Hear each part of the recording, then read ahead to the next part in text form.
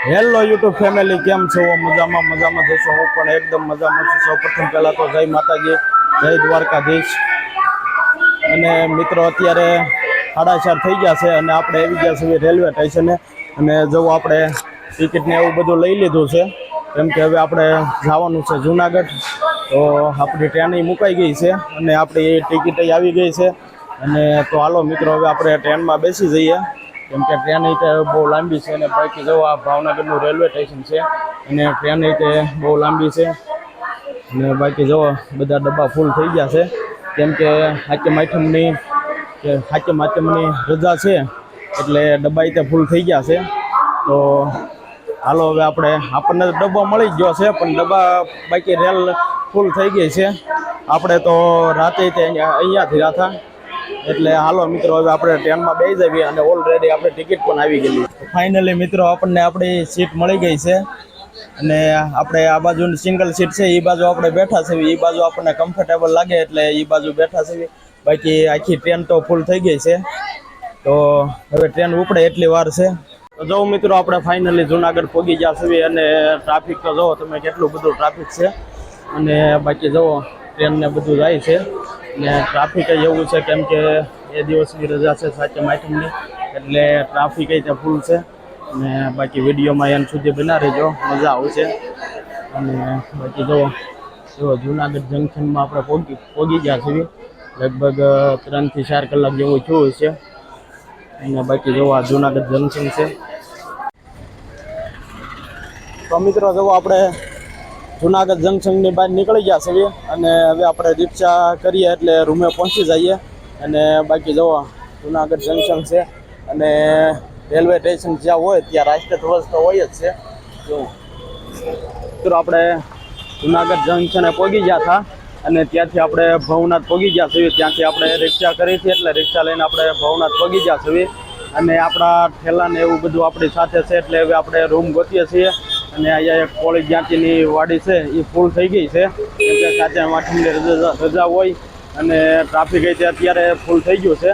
તો હવે આપણે રૂમ ગોત્યા છીએ. અને પછી કાલે સવારે 5 વાગે કે 4 વાગે આજુબાજુ આપણે રૂમ ચડવાનો છે. મિત્રો, આપણને રૂમ મળી ગયો છે.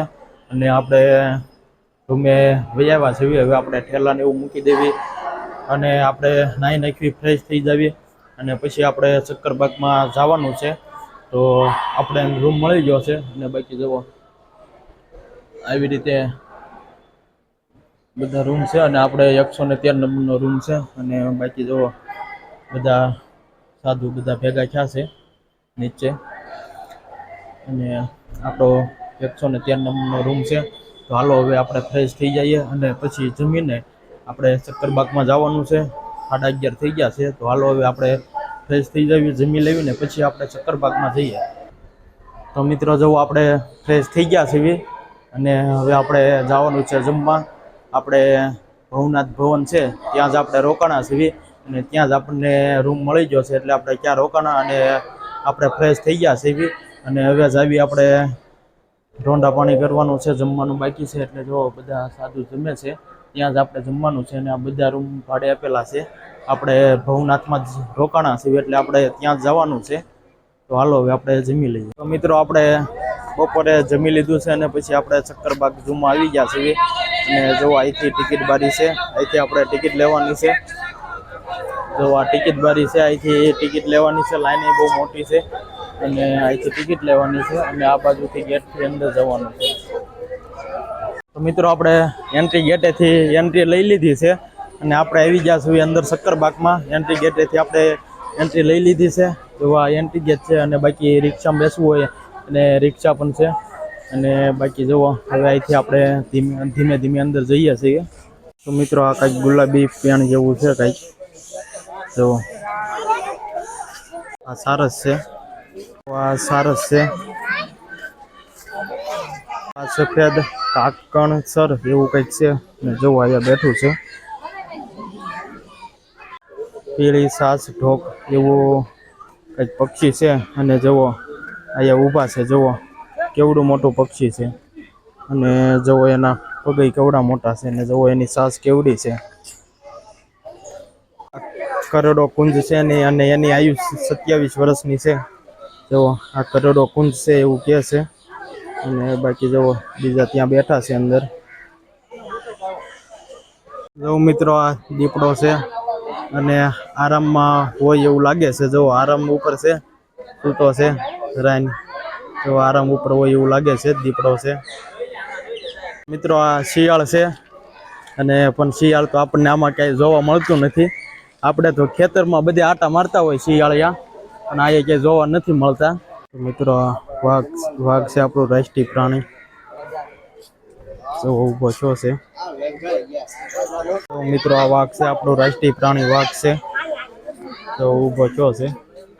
હમણાં થોડી વાર પહેલા માંસ ખાતો હતું અને ઊભો છો છે. તો જો મિત્રો આ સિંહ છે. આનું આયુષ 18 વર્ષનું હોય છે અને આપણું રાયજી પ્રાણી છે. તો ઊંધા માથે પડ્યા છે.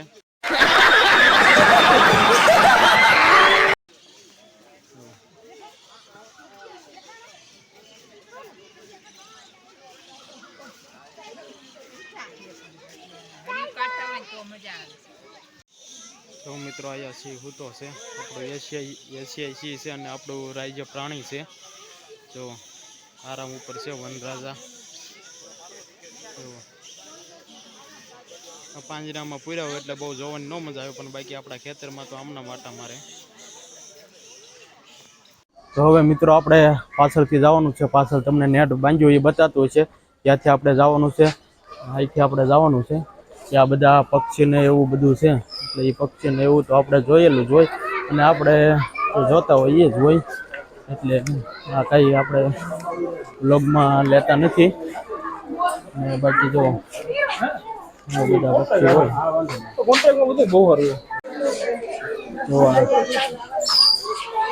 જંગલી ખિસકોલી ને એવું બધું છે. અહીંયા જો પોપટ ને એવું બધું છે. આ તો આપણે રેગ્યુલર જોતા હોય એ જ છે બધું. જો અહીંયા મરઘા ને એવું બધું છે. આ તો આપણે રેગ્યુલર જોતા હોય એ જ બધા પક્ષી છે. હવે તો મરઘા ને એવું બધું બોલે છે.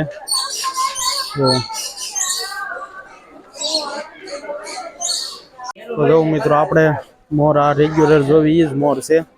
આપણા ખેતરમાં આટા મારતા હોય એ મોર છે. જોવા ક્લાઉડ એવું કંઈક છે. આની ઉંમર, આની આયુષ 40 થી 50 વર્ષનું છે. ને જો ઉપર છે તમને દેખાતા હશે. જો ઉપર બેઠા છે. જો અહીંયા તમને ઝૂમ કરીને બતાવું. જો અહીંયા બેઠા છે. જો આ લીલો મોર છે. જો આ કંઈક અલગ પ્રકારના મોર ને એવું છે. મિત્રો આ કાંગારું છે અને જો અહીંયા બેઠું છે.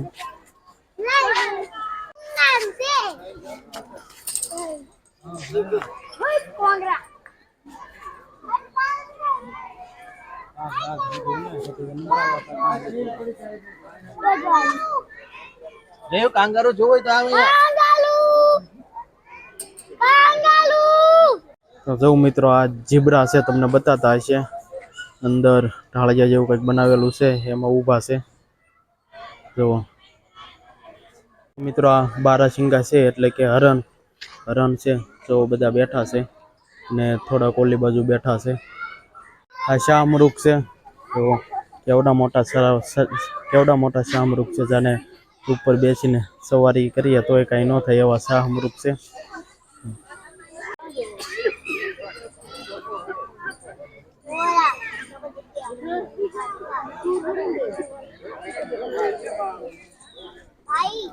જો મિત્રો આ હિપોપોટેમસ છે.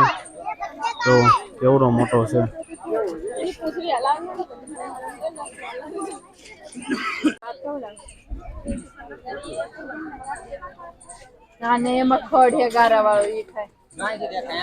જો મિત્રો આયા મગર તમને જોવા મળતી છે. તો બંને મગર ત્યાં બેઠી છે. ભગવતી ખોડિયારનું વાહન કહેવાય. બંને મગડું ત્યાં બેઠી છે. જો મિત્રો આયા ઘડિયાળ મગર છે. આયા તે ત્રણ બેઠી છે ને પાણીમાં છે. તો મિત્રો આપણે શક્કરબાગ જો આખો ફરી આવ્યા છીએ. બધું જોઈ આવ્યા છીએ અને તમે વિડીયોમાં પણ જોયું જ હશે. કેમ કે આપણે આખો શક્કરબાગ જોઈ આવ્યા છીએ અને હવે વરસાદ રીતે ધીમે ધીમે ચાલુ થઈ ગયો છે. છાંટાઈ ધીમે ધીમે ચાલુ થઈ ગયા છે. તો આપણે શક્કરબાગ જોઈ આવ્યા છીએ